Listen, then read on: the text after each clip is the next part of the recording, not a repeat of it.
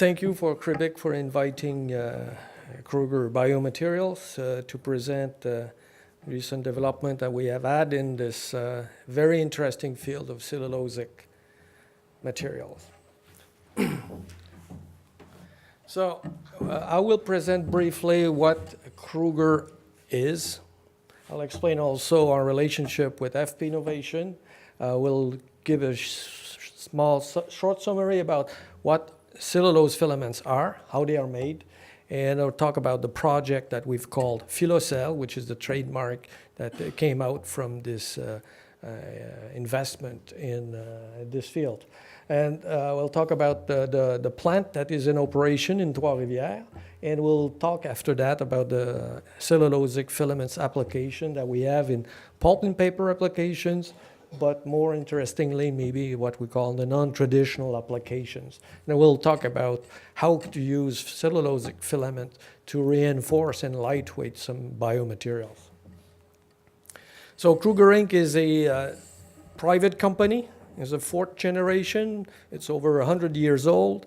It's known for pulp and paper applications most of the time, but in the last 15 years, the company has evolved quite a lot in terms of an investment. It has invested into boxes, containerboard, tissue products. It has even a wine and spirit division, which is very good for the 5 to 7 at the head office. But this is, in fact, we bought what was owned by the Fonds de Solidarité with SAQ in the bottling of wines. In recycling, all paper, all corrugated medium, and more recently invested into biomaterials. I have to say also that renewable energy right now for Kruger includes power dams, includes biogas recovery to make electricity, it includes cogeneration. Overall, we have about 500 megawatt of renewable energy that we market. So it's a small nuclear plant, roughly. So this is our logo in terms of Kruger Biomaterials. We want to create tomorrow's performance materials and in end with nature. So we're looking after biosourced products and applications. FP Innovation is the start of this project that we had in Trois-Rivières. FP Innovation, it's a consortium of companies that support all the research in Canada. Mainly it was pulp and paper until recently, but more and more FP Innovations involved in biomaterials. So they have a building in Quebec City, in Pointe-Claire, Montreal, and in Vancouver. In 2013, with FP Innovation, we developed a strategic alliance to make sure that we could scale up the little facility that they had in Pointe-Claire, and we had a scale up of about 25 times. So we built a 5-ton per day plant. We say a 5-ton per day plant because it's operating only 8 hours per day, Monday to Friday, for the purpose of the research project that was put in place. It is a $43 million project that ended up in September. And right now we are in operation for commercial applications. So what is it? On the left, you see a craft fiber. Craft fiber is up to 2 millimeter long, for example, or 2.25, depending on the type of wood species you use. What we do with a craft fiber, which is the raw material, we really peel it in terms of many filaments. We try to maintain the length of the filament, but we make a very thin and flexible filament. Out of one fiber, we can generate about 1,000 filament. So what we end up with is a material that is extremely long but extremely thin. So expressed in terms for composite, it's the aspect ratio. The aspect ratio is very high. And when we use this property in composites, we create strength properties and impact resistance in all kinds of applications. Project was executed pretty fast. We had the chance of having an existing mill that had buildings available and power readily available and so on. So we built a plant, and within 7 months we were in operation. We started delivering in June 2014, and we made a lot of different trials and applications in pulp and paper, and also a lot of research in other applications, what we call non-traditional. The plant is in Trois-Rivières, and you see on the pictures that it's nearby the river. The process itself is a zero effluent process. It has no effluent. It doesn't use any chemicals, any enzymes. So it's really a renewable process as such. And we are right now really the largest nanocellulosic plant in the world. We have a capacity that if we run 24 hours 7, that is over 15 tons per day. So it's about 6,000 tons per year of nanocellulosic material. The process is controlled by some devices specially developed for to monitor the quality. We call that the CF quality analyzer. This has been developed by FP Innovation so that we can track the quality as we produce those filaments. FP Innovation has developed a lot of patents that touches the cellulosic filaments.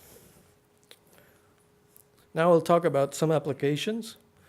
In paper, we've done a lot of trials, but what we are trying to do there is to make paper lighter, stronger, maybe changing the recipe, maybe putting more fillers to consume less fiber. So we can change all the properties of the different papers. In tissue, we can take that to our advantage, use some cellulosic material to change the type of species we use, create more softness for the products, and more absorption, things like that.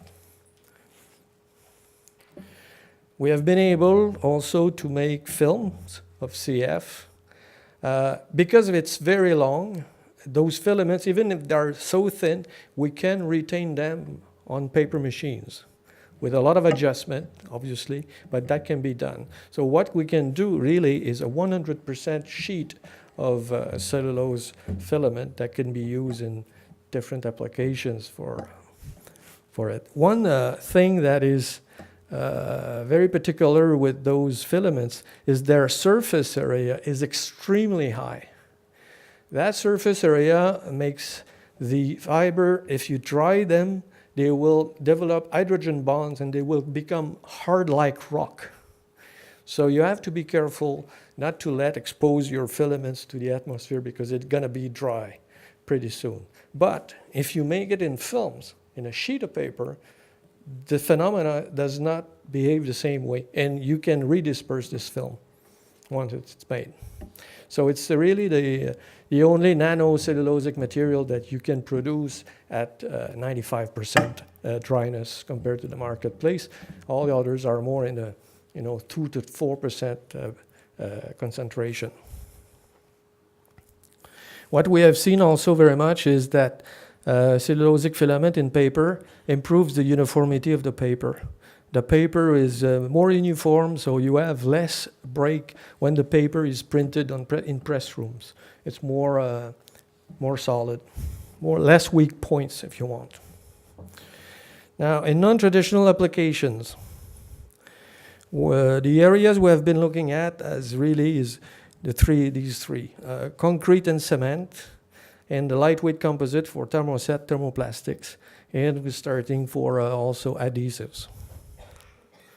In concrete, the performance of the cellulosic filament in concrete is pretty unique. It changed completely the way the concrete is made. And what we will see in the next slide is that the rheology of the filaments really is an important thing for the concrete because it will retain the aggregates and they will not sediment during when you pour the concrete, so you can maintain the integrity of the mixture. For example, you see this picture, the control versus the 0.1% CF. This is by weight. So a little amount of cellulosic filament, because they are so thin and so light, you don't need to put a lot, but you will affect quite a lot the rheology of this. In this particular case, it's a cement paste, and you can see that the material stays together much better. So no sedimentation. When you look at the strength properties, you have some numbers here after the setting time it takes for the concrete. You see that it does not, delay or change the setting time. But what you can see is the strength, the flexural strengths improve quite a lot with a little amount of CF put in a mixture. This is for the cement paste before you put the aggregates. When you take into consideration the aggregates also, you see also a lot of improvement in the mechanical strength of the concrete.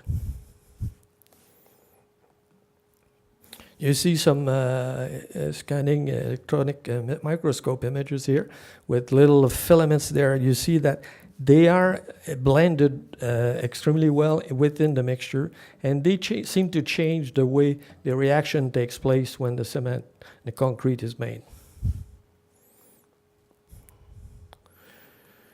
Now, in composite, in thermoplastics and other things, what we have developed is a process to treat the cellulose filaments.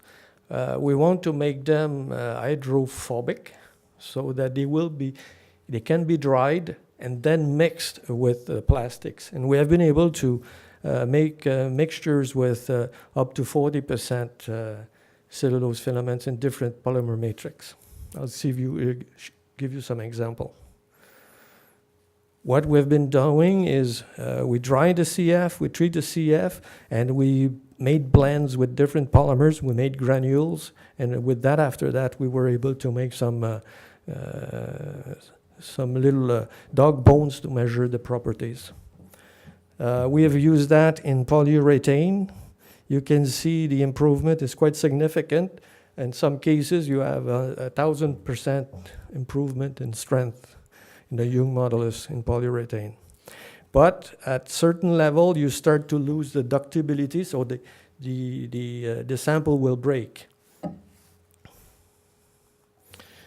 This is another illustration, and when you use cellulosic material, because the temperature in the extruder, obviously, the color change, the material change. So when we were in Belgium, we were presenting that, and I remember I used this is white chocolate, 50% chocolate, 17, so on. It can be, but the color, when you look at the samples, the dispersion is very uniform. It's like if we would put some dye in the whole thing. So the key in this is the filaments are dispersed so evenly. It's not like a filler, but really more a kind of it integrates in the structure of the composite. So that's why we see mechanical properties that are improved very much. We've used that in nylon. We have used nylon that melts at lower temperature because of that darkening effect, but still you have that. But there you see that the improvements are very significant at 30% level. Polyester, we did the same thing, different types. And when we looked at the distribution, you can see that the whole thing, it's not agglomerates of filaments that are there, but really they are distributed evenly. So in conclusion, it's really a unique material. It has a lot of potential. We described 2 applications, but there are many, maybe 20 or 25 more that could be eventually developed over time. So it's a continuous process right now for us to run this plant. Kruger Biomaterials is a new company within the Kruger family, but it's a separate company. We have several commercial grades of paper that have been developed, and we're pursuing in that field as well. But certainly the non-traditional application will become a huge market for the cellulosic filaments. Thank you.